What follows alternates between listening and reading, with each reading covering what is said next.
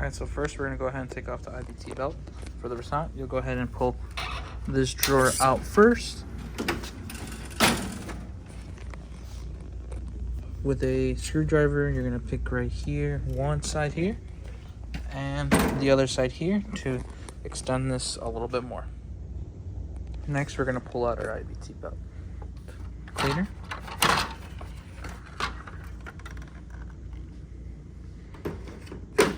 Now we're going to have 4 screws to take off.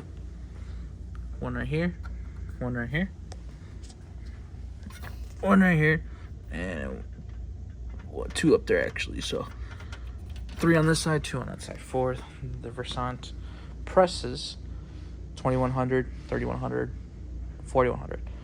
For regular 80, 180, 280, you'll have 2 on this side, 1 right here, and then there's going to be 1, so it's pretty much down here.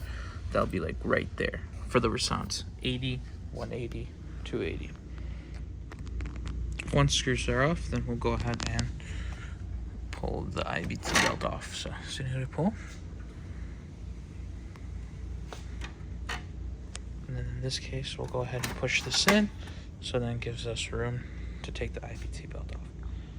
You will need to take off this screw off here and 1 screw off here in order to grab the handle more properly for taking off the IBT belt.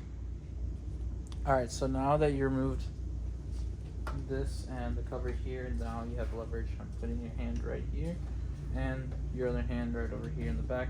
So when you do lift it up, you'll tilt it forward and then bring it out towards you.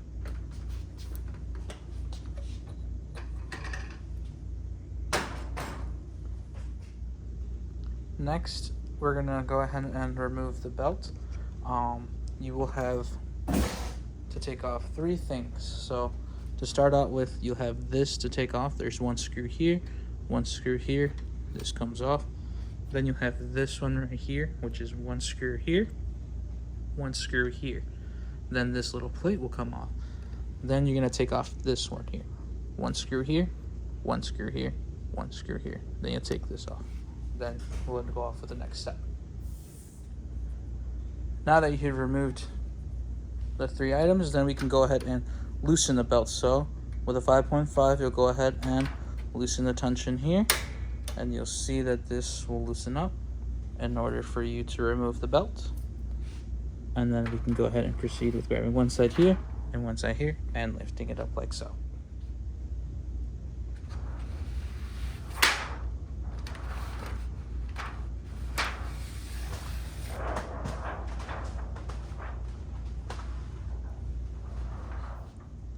Alright, so I'm going to use the same belt, but once you get a new one, once you have it out, you want to make sure you wear some gloves, of course. But then you also want to make sure you watch out for this little sensor that's inside the belt here. So inside the film here, there is a little white, little patch square sensor that you have to look out for. With that little white patch sensor right there, that's facing down. So that's going to be facing down in order to put the belt on. So once you have that figured out, you want to make sure when you put it back in, it's the same way with, when you first took it off, it's just, you're gonna have to stretch it a little bit, but you will be having gloves, so just be careful. And then also just make sure you grab it from the very edge too of the film, right? So once you have guided it in there, then you'll see it start to fall right down like so. Now, once you have it fall down like so in here in position, then we'll go ahead and readjust, and we'll show you how to get it aligned properly. All right, so one thing to note when you are adding the belt again, when you do, there is the sensor that's right here. So this belt needs to hit it, and there's a plate right here. Same with right here, there's a plate right here as well. So when you do end up putting it in, you just want to make sure this belt is inside the plate like so, and then you'll see that you can just kind of go down like so, and you'll see that it's inside there, right?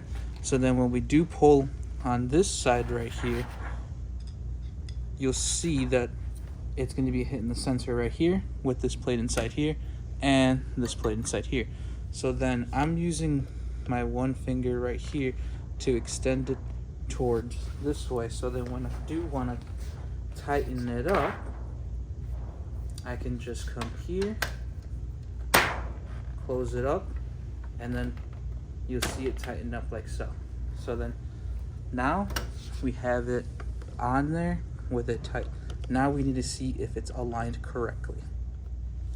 Now to make sure it's aligned correctly, there is a little, I'm going to put this one down because this is not a new belt, but there's a little line right in here to indicate that it's leveled there. As you can see, this is a little bit up and the line's all the way down here. So what I do is, you'll have your 5.5, right? You go right here and you'll loosen the tension a little bit, and then you'll just slowly go down a little bit on there till you can reach that line right in here. Same with the other side, loosen a little bit, kind of go down, and then you'll see that this end right here will line up like so.